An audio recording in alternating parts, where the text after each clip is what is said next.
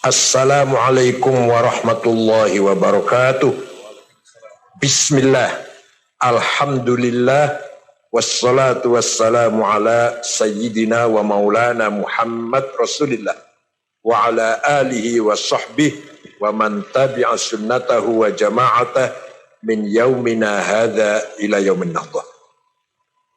Sahibul fadilah Hadratul Mukarram Mustasyar PBNU Wakil Presiden Republik Indonesia Hadratus Syekh Profesor Dr. Kiai Haji Ma'ruf Amin A'azzahullah wa tala baqa'ah. Yang saya hormati Al-Mukarram Hadratus Syekh Ar-Ra'isul Am Kiai Haji Muftal Akhyar Hafizahullah, Ibu Menteri Ida Fauziah, alumni Tambak Beras Hafizahullah, Dubes Aljazair, Ibu Maksusah yang berbahagia,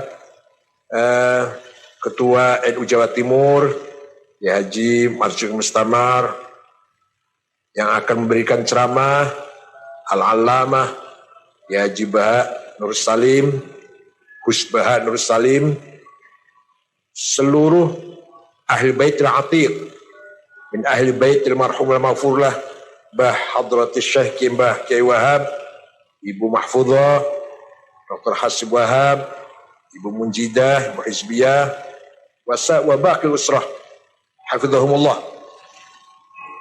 keluarga besar Tambak Beras, badan otonom terutama muslimat, ketua muslimat yang kebetulan jadi gubernur Jawa Timur, insya Allah calon presiden RI tahun 2024. Saya dukung penuh, saya turun kampanye kalau mau maju presiden. Dan sudah terbukti kita dukung wakil presiden berhasil. Insya Allah kalau untuk Bu Hovifah berhasil insya Allah. Dan Ansor, Pagar Nusa, Bergunu, wabakil badan otonom yang kami hormati. Mbak Wahab banyak sudah diceritakan, tapi yang saya tahu, saya tidak akan mengulang yang sudah disampaikan. Mbak Wahab ada inspirator yang mempunyai gagasan membentuk jamaah. Matur ada Hadratus Syekh Mbah Hashim Ari, Mbah Hashim jawabnya nanti dulu sabar. Maka Mbak Wahab kemudian sambil menunggu izin dari Mbah Hashim membentuk Nahdlatul Tujar, Taswir Afkar, Syubanul Waton, ringkas saja. Kemudian Mbah Wahab menjadi utusan Komite Hijaz ketika Wahabi menang, Raja Abdul Aziz Al Saud membongkar situs-situs sejarah Taif, kuburannya Ibnu Abbas bongkar, Mekah, Ma'la rata dengan tanah, termasuk makomnya Sayyidah Khadijah Al-Kubra, Abdullah bin Zubair, Asma binti Abu Bakar, dan para ulama yang lain, para sahabat yang lain, ulama yang lain. Kemudian rumahnya Maulid Rasulullah, rumah di mana Rasul dilahirkan, dijadikan WC. Rumahnya Sayyidina Ali dijadikan kandang khimar. Rumahnya Al-Arqam bin Abil Arqam yang pernah dijadikan tempat penggemblengan pengkaderan as-sabiqil awwalin bongkar. Rumahnya Siti Khadijah yang Nabi Muhammad setelah menjadi zaujain dari pasangan suami istri pindah di situ selama bertahun-tahun, selama sekian tahun dijadikan, dimasukkan ke pasar. Kemudian Babu Bani Syaibah, gapura di depan Multazam yang dulu ketika keluarga Quraisy hampir perang saudara berebut siapa yang berhak meletakkan Hajar Aswad setelah diperbaiki, dikembalikan ke tempatnya, berebut, maka mereka sepakat kita serahkan vonis keputusannya kepada siapa yang masuk ke sini melalui Babu Bani Syaibah. Yang masuk Nabi Muhammad, belum jadi Nabi belum. Nabi Muhammad masuk ke situ, masuk Babu Bani Syaibah. Abu Jahal mengatakan, hadzal amin. Ini yang akan mengambil keputusan. Dan ini remaja yang bisa dipercaya. Kemudian Nabi menggelar hutrohnya, masing-masing Nabi meletakkan Hajar Aswad di atas hutrohnya, sorban diangkat bersama-sama seluruh keluarga besar Quraisy, dan Nabi yang meletakkan kembali Hajar Aswad ke tempat semula. Walhasil tempat-tempat bersejarah dibabat habis oleh gerakan Wahabi. Makom Syafi'i, makom yang dulu tempat ngajarnya Imam Syafi'i di Masjid Haram, rata dengan tanah, dan lain-lain. Setelah itu kemudian ke Madinah, Baqi' 20.000 sahabat rata dengan tanah. Sayyidina Utsman, Sayyidina Hasan, dan yang lain-lain, Siti Aisyah dan sebagainya rata dengan tanah. Zaujati Rasul, kita nggak tahu mana itu. Sekarang pun rata dengan tanah. Nah, sudah selesai bongkar kuburan Baqi', tinggal sisa makom Hadrati Rasulullah SAW, Sayyidina Abu Bakar dan Umar yang ada di kamarnya Rasulullah, hujrahnya Rasulullah di pojok masjid itu, akan dibongkar. Maka Hadratus Syekh Almarhum Mahfurullah Ra'isul Akbar ya Haji Hasyim Asy'ari membentuk Komite Hijaz. Diutuslah Yai Wahab, Haji Hasan Gipo, Syekh Ghonaim Al-Misri, orang Mesir yang tinggal di Surabaya, dan Kiai Zainul Arifin, pahlawan nasional yang dari Baros itu. Berangkat ke Jeddah, membaca surat Mbah Hasyim Asy'ari, pertama menyampaikan selamat atas keberhasilan Raja Abdul Aziz membangun Mamlakah Arabia Saudiyah, Kingdom of Saudi Arabia. Yang kedua, memohon agar imam dan khotib di Masjidil Haramain digilir rotasi. Misalkan seminggu mazhab Hanafi, minggu kedua mazhab Maliki, minggu ketiga mazhab Syafi'i, minggu keempat mazhab Hambali. Yang ketiga, agar duyufir rahman minal hujjaj wal mu'tamirin diberi kebebasan mengamalkan ibadahnya sesuai dengan mazhabnya masing-masing. Yang terakhir, mohon dengan sangat atas nama umat Islam Jawi, umat Islam Nusantara, memohon agar makam Hadrati Rasulullah SAW dan Sayyidina Abu Bakar dan Umar tidak dibongkar. Itu suratnya Mbah Hasyim Asy'ari yang dibawa oleh Mbah Wahab, Komite Hijaz. Semua permintaan ditolak kecuali satu, yaitu tidak dibongkarnya makam Hadrati Rasulullah SAW dan Sayyidina Abu Bakar dan Umar. Imam digilir, tolak.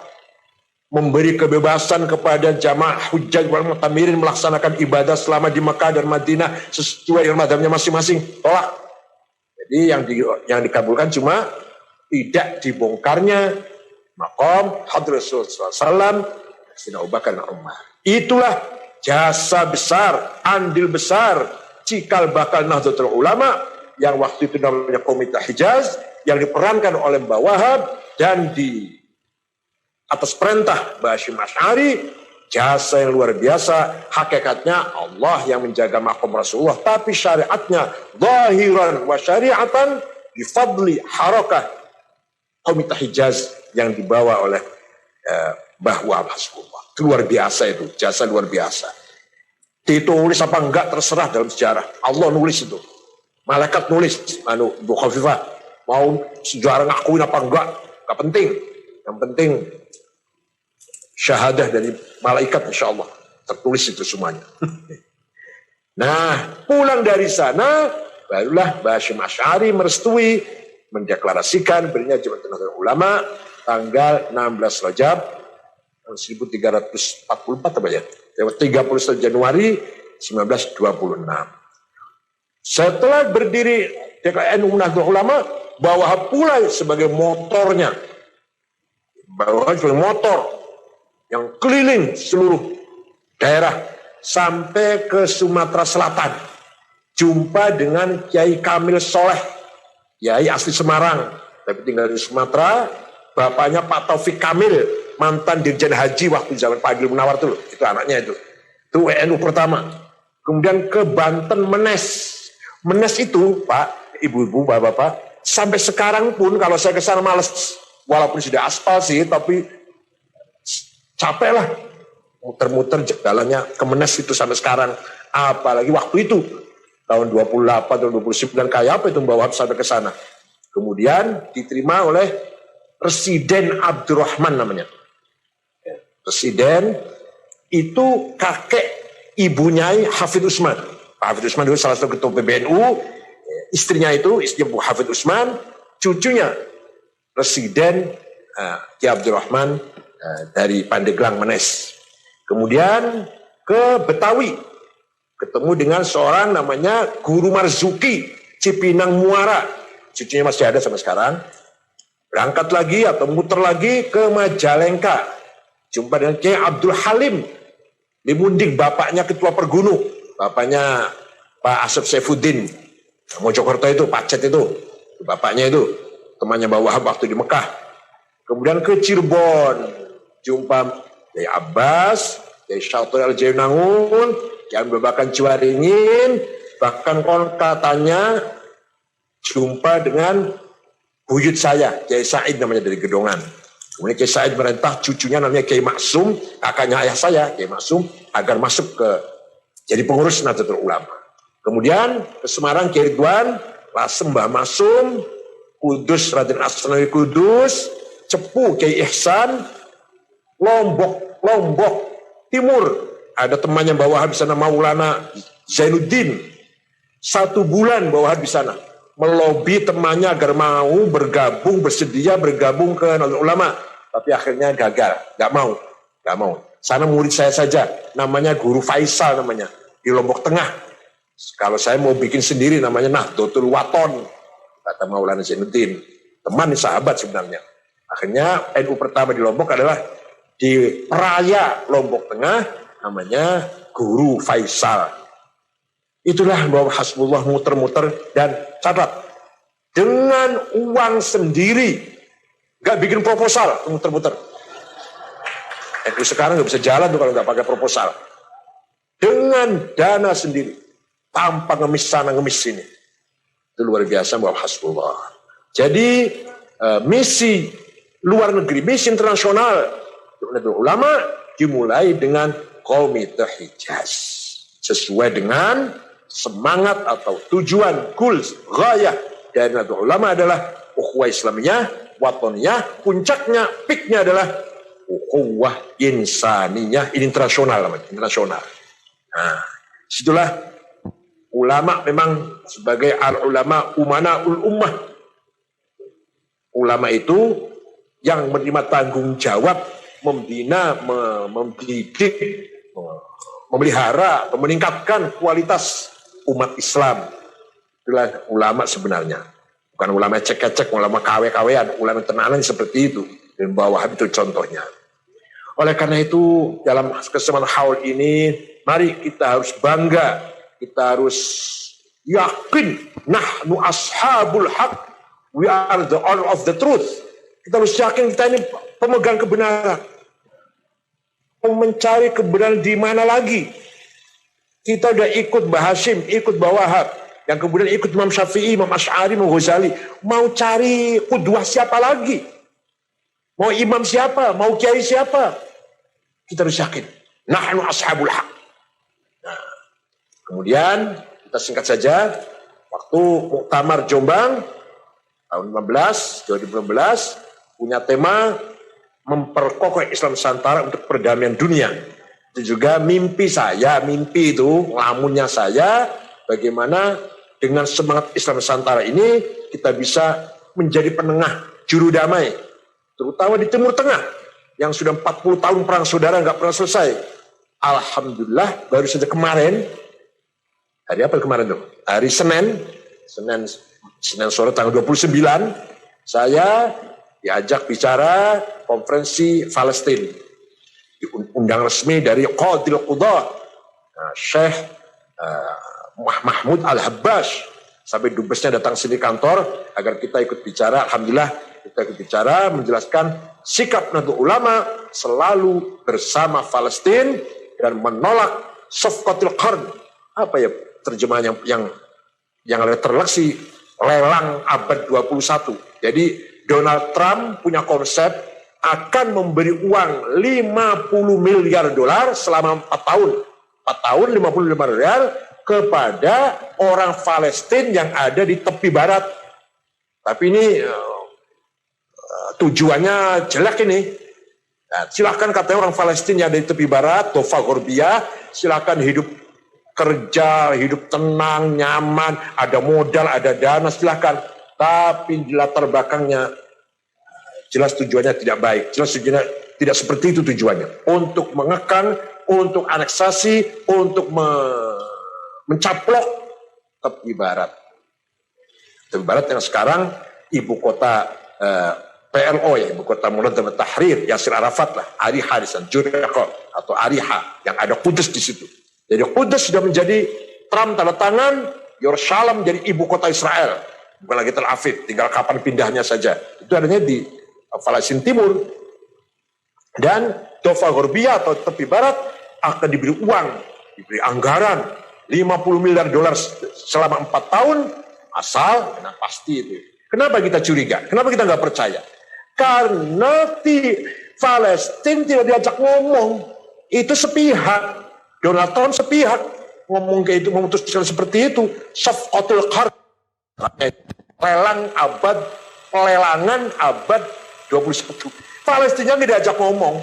Berarti jelas niatnya busuk. Jelas niatnya ada niat yang busuk di belakang itu. Kemarin alhamdulillah NU sudah memberikan sikapnya dengan tegas dan jelas, tanpa basa-basi, tanpa tedeng aling-aling, bahwa Amerika yang konon katanya kampion demokrasi, kampion hak asasi manusia, human right, ternyata di sana masih ada diskriminasi, rasis, yang putih menghina yang hitam. Dan itu bukan hanya terjadi satu kali, yang kemana ada terbunuh itu bukan hanya sekali itu, sudah ratusan orang hitam dibunuh seenaknya oleh polisi-polisi kulit putih itu. Maka itulah apa yang terjadi di Amerika. Terakhir, kalau tadi Bu Gubernur berbicara tentang kita adalah berperan besar membangun nasionalis religius, sayang Pak, betul kita ini Indonesia ini nasionalis religius, tapi kalau bagi-bagi kue yang dapat nasionalis, yang religius kurang, nggak dapat. Kalau dapat bagi-bagi kue, bagi rezeki, yang dapat yang nasionalis, yang religius, gigit jari, NU nggak pernah dapat apa-apa. Begitu Orde Baru, dulu NU ikut membangun Orde Baru, yang dapat anggaran besar, pendidikan, contoh pendidikan saja, Unmer mana Malang, itu siapa itu? Punya siapa itu? Kalau di Surabaya Wijaya Kusuma, punya siapa itu? Mana ada pesantren yang dapat anggaran ketika Orde Baru pada ikut membangun Orde Baru, membentuk Orde Baru. Walhasil religius, nasionalis, religius. Tapi kalau sudah menang, berhasil, nasionalis yang kenyang, religius yang la haula wa la quwata. Allahumma fil wahlamhu wa'afi anhu waj'al jantam awatma. Mudah-mudahan zuriyah Mbah Wahab diberi kekuatan lahir batin, meneruskan perjuangan Mbah Wahab. Begitu pula kami semuanya, warga NU atau pengurus NU, siap melanjutkan amanah yang sangat berat dan mulia ini, amanah Mbah Hasyim Asy'ari, amanah Mbah Wahab, para ulama lain, insya Allah. Tidak usah sedih, tidak usah bingung. Allah bersama kita selama kita madumna ala thoriqil haq. Insyaallah. Mohon maaf. Syukran wa dumtum fil khair barakati wan najah. Wallahu fi lakum thoriq. Wassalamualaikum warahmatullahi wabarakatuh. Para pemirsa, Anda saat ini masih terus bersama Haul ke-49 Kiai Haji Abdul Wahab Hasbullah, inisiator, pendiri, dan penggerak NU, pencipta lagu Ya Ahlal Waton, serta pahlawan nasional secara virtual. Berikutnya, tausiah dalam rangka Haul ke-49 Kiai Haji Abdul Wahab Hasbullah oleh Gus Baha kami haturkan.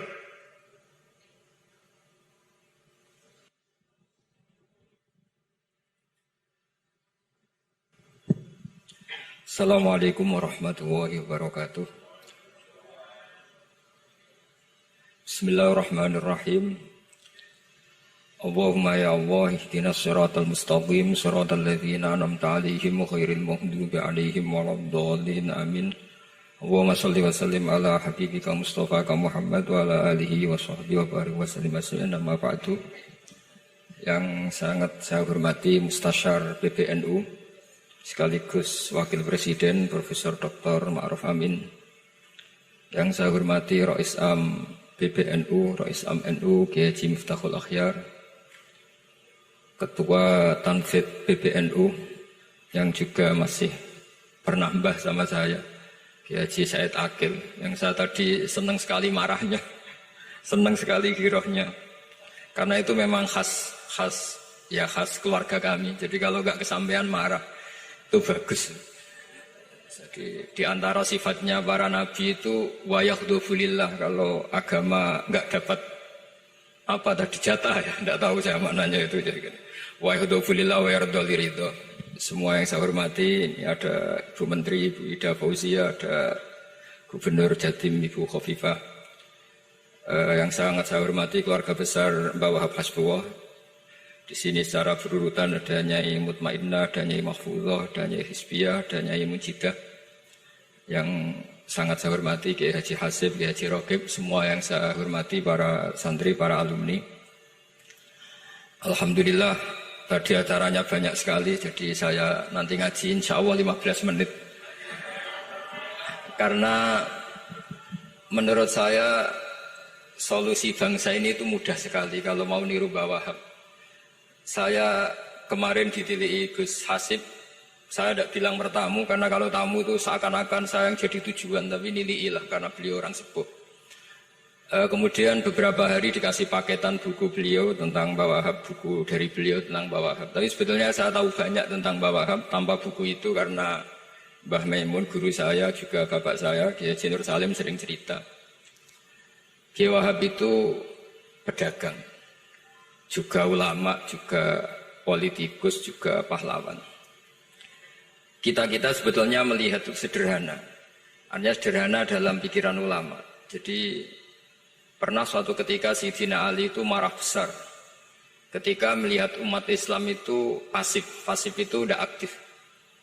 Sehingga beliau marah besar di antara kalimatnya itu, karena ini tengah-tengah kalimat langsung pakai fa'ataf atau fa'tafrek atau apa sajalah, nanti terserah santri-santri yang nge'rob.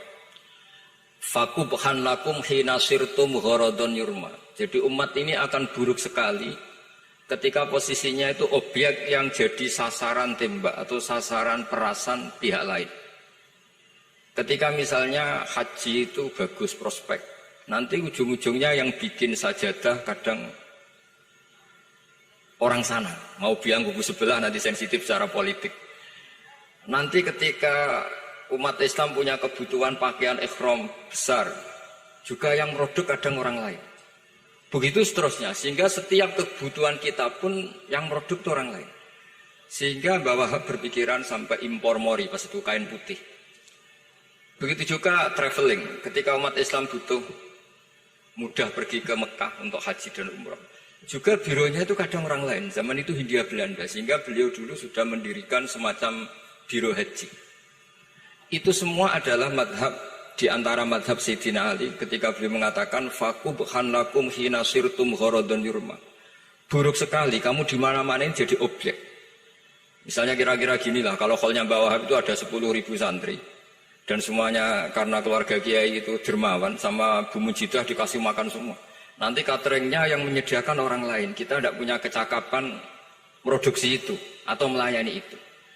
Sehingga perdagangan Mbah Wahab dalam tradisi keulamaan itu dimaknani sebagai supaya kita ini jadi aktor, baik di perdagangan, di politik, maupun dalam solusi urusan-urusan publik. Misalnya sekarang ada problem apalah, sebetulnya solusinya gampang sekali. Ketika kita minus atau ketika kita tidak berkecukupan, mulai dulu ulama itu solusinya gampang. Pernah suatu Abdul Qasim Al-Junaidi atau siapa sajalah, ini karena polanya sama, menyuruh muridnya, saya tolong belikan ikan. Cara sekarang mungkin dikasih uang 50.000, terus dikasih tahu sama muridnya, Pak Yai uangnya tidak cukup karena harga ikannya 70.000. Terus kata gurunya, beri lebih murah lagi. Uang 50 aja tidak cukup, kok cari yang lebih murah. Kata beliau, arkhisuhu bitarki. Ya bikin murah karena kamu tidak berkeinginan. Jadi nggak usah belikan katanya. Ini penting sekali karena dulu ada solusi, masyhur itu makalahnya Imam Syafi'i itu. Kata beliau, fa innal ghina anisya'ila bihi. Kalau kamu ingin tidak tergantung sesuatu, maka hindari sesuatu itu. Jangan memaksakan memenuhi sesuatu itu dengan memaksakan, tapi hindari sesuatu. Saya misalnya, kalau nuruti kepingin misalnya, kalau saya dengan nafsu serakah saya, mungkin saya ingin punya mobil mewah, ingin apa saja.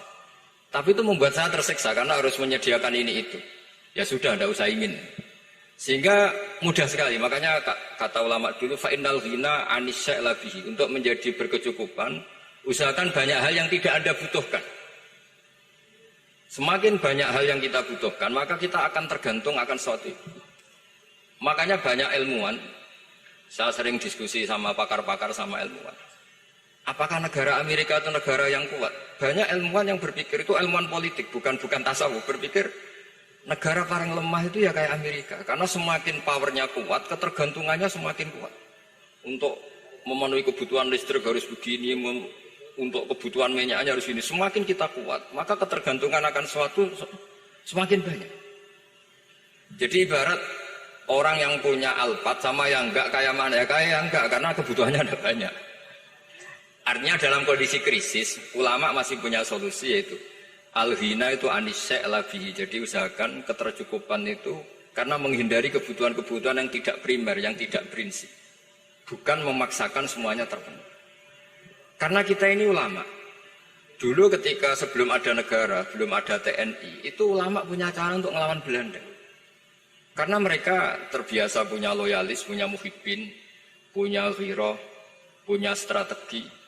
Sehingga Belanda itu kesulitan ngedip ulama. Apalagi mereka terus ke Mekah, ketemu komunitas internasional yang semuanya berfatwa bahwa penjajahan harus dilawan. Itu luar biasa.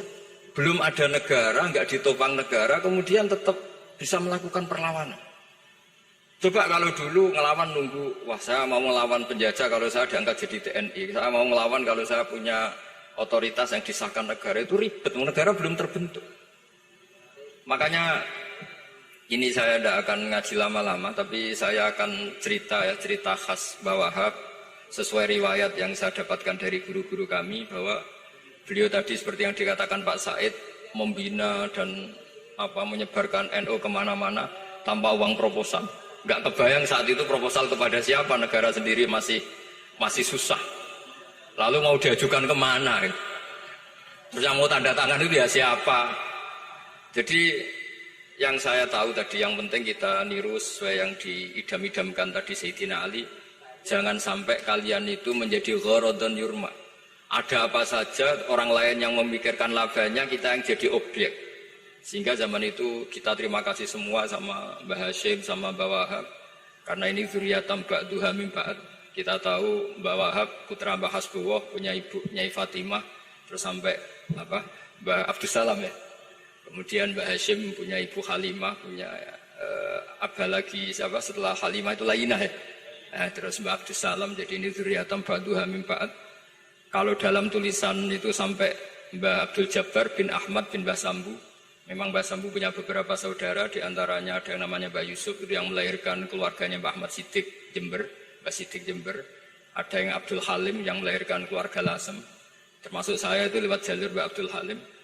Jadi zuriyatam ba'duha min ba'd. Dulu semua orang zaman Rasulullah SAW itu dilatih jadi aktor, jadi subjek. Sehingga orang yang miskin pun ketika perang Tabuk, perang Dzatil Usrah, itu semua menyumbang. Ada yang menyumbang emas yang nggak terkira, yaitu Sayyidina Utsman. Ada yang cerita, ya Rasulullah saat tadi malam buruh dan punya beras hanya 2 kilo, yang 1 kilo saya sumbangkan jenengan, yang 1 kilo saya pakai untuk keluarga kami. Sekarang logikanya sederhana, kalau orang miskin 3.000, pas itu anggap saja pasukannya misalnya 3.000. 3.000 nyumbang beras 1 kilo, itu artinya terdapat 3.000 kilo beras. Artinya apa? Orang Islam yang miskin membiayai dirinya sendiri untuk makan. Dan mereka adalah aktor heroik. Tapi kalau misalnya ini orang-orang miskin ini tidak mau urun rembuk, kemudian menjadi beban negara, maka yang harusnya dipakai senjata, dipakai beli sembako. Dulu zaman Nabi meskipun orang itu miskin itu semuanya bersifat heroik. Sehingga perang Dhatul Usra itu perang paling dikenang Al-Quran. Nah, efek dari ingin memberi adalah tidak tamak. Makanya kalau dalam kitab tasawuf itu orang pikir itu gak dikritik. Yang dikritik orang tamak. Karena orang menvonis orang lain kikir itu pasti karena berkeinginan mendapat. Kalau tidak berkeinginan mendapat, maka orang lain tidak akan kamu vonis sebagai kikir.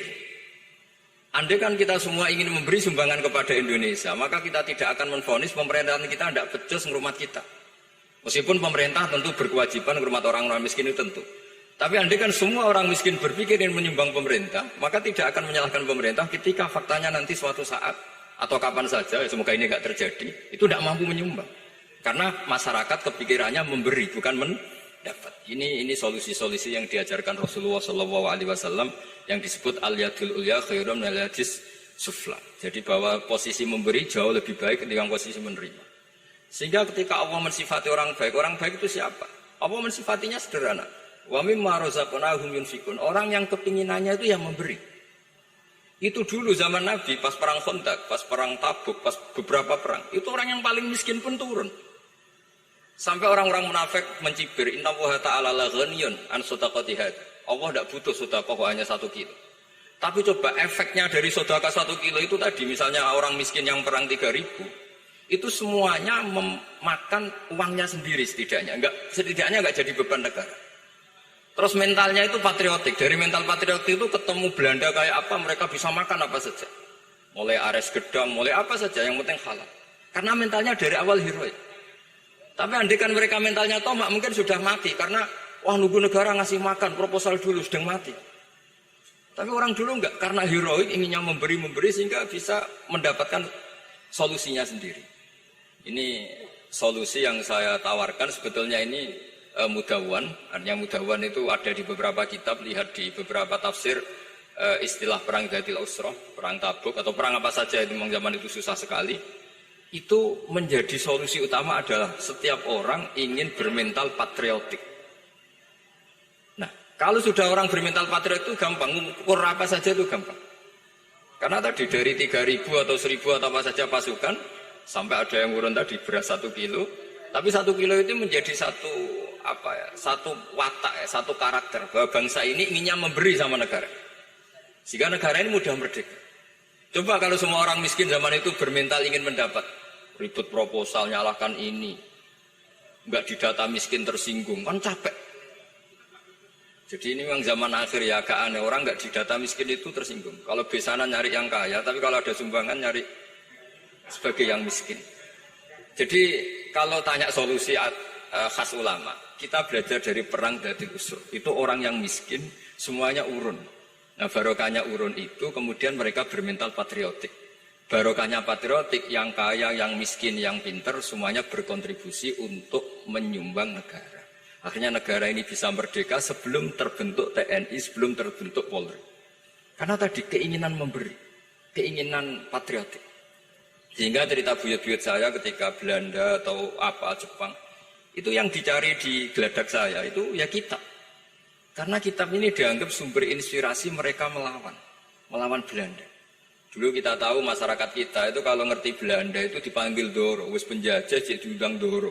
Itu kan terlalu dulu. Sehingga orang Arab itu kadang agak dengan tanda kutip mencibir kita. Kalau bahasakan negara jajahan itu mustakmarin.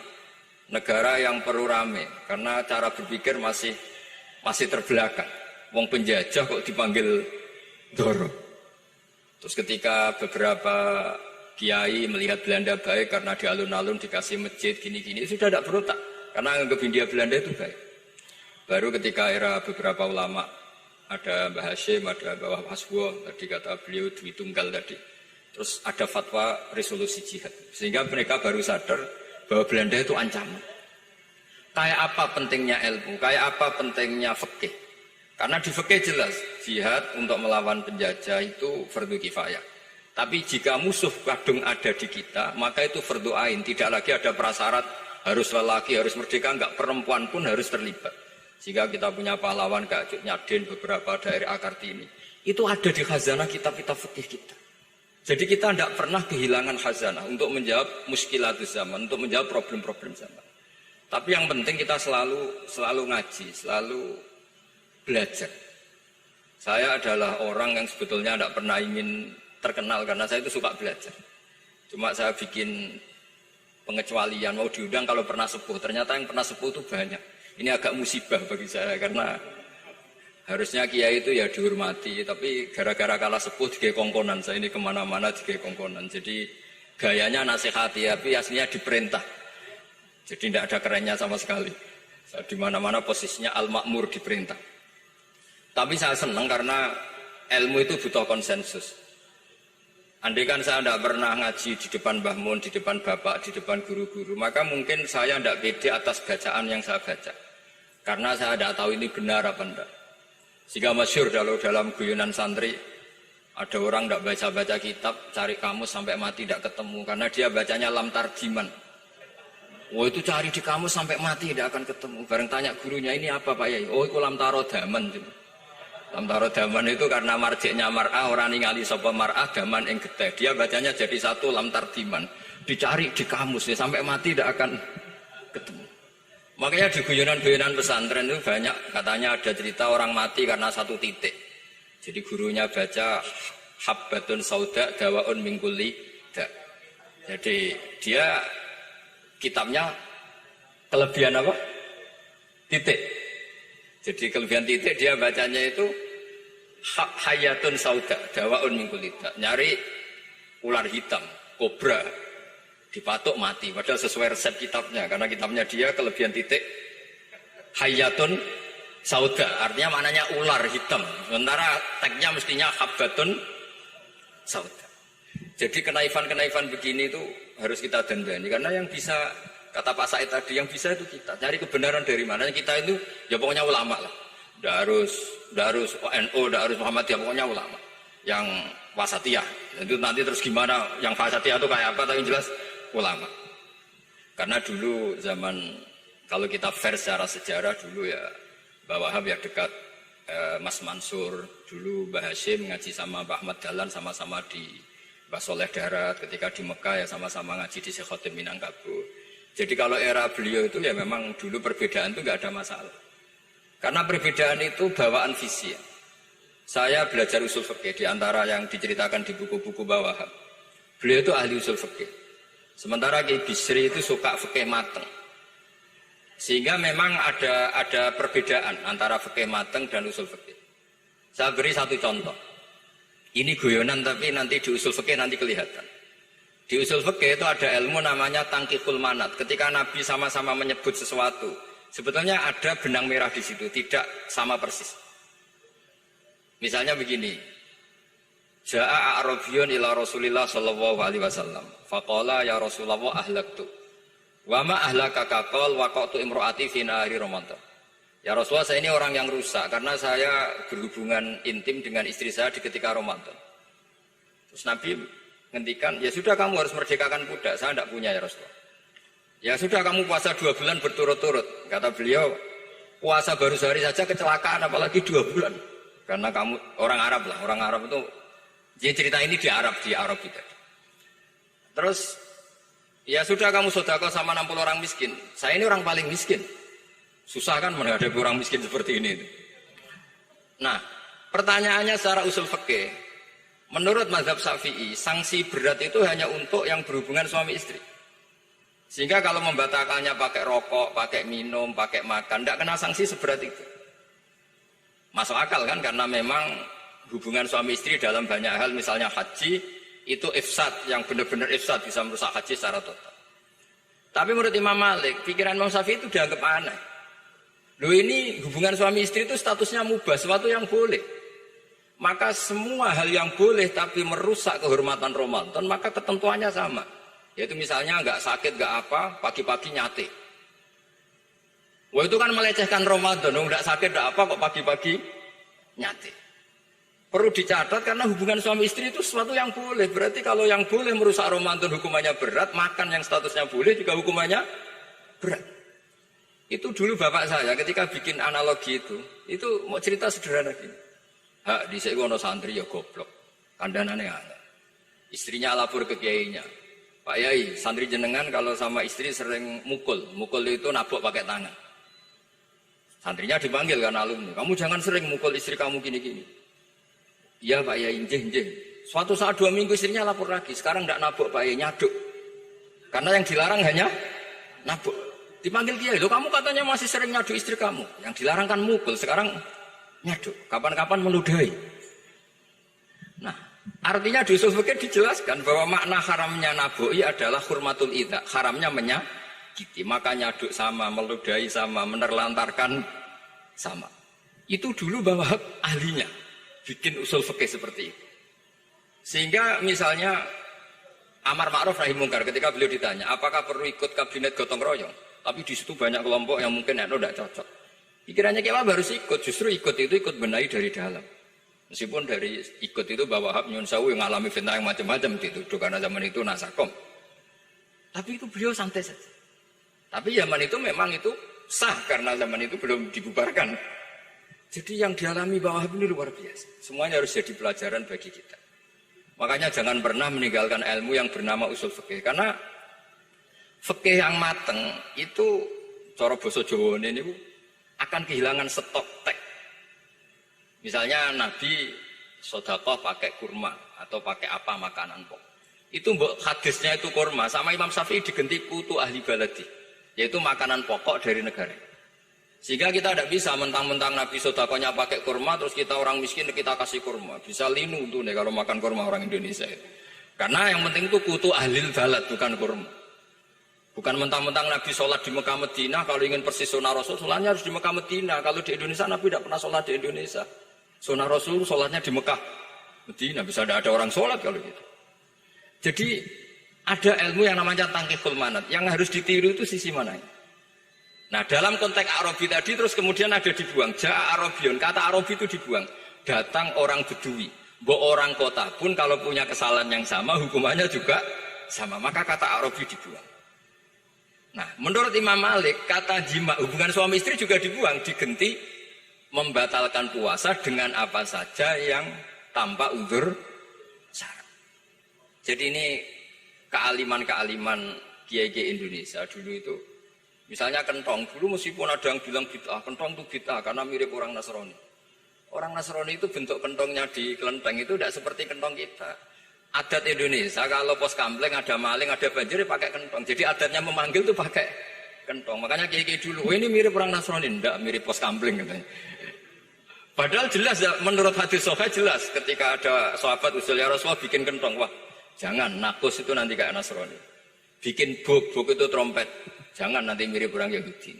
Ya dengan api ya Rasulullah, jangan nanti mirip Majusi. Datang sahabat tergesa-gesa, beliau mimpi kalau diajarin azan. Adzan itu maknanya al-ilam, memberi maklumat waktu sholat. Akhirnya ada adzan.